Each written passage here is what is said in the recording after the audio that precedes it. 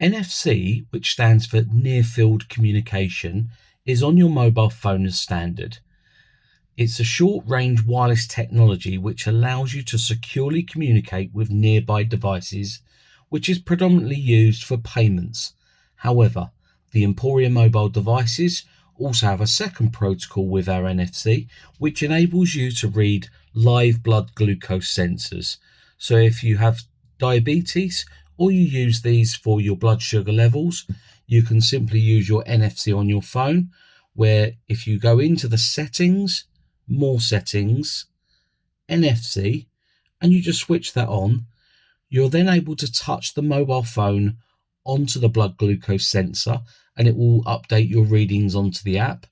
Or alternatively, you can upload your payment cards and you simply touch the mobile phone onto the payment device and it will take the payment directly from your cards.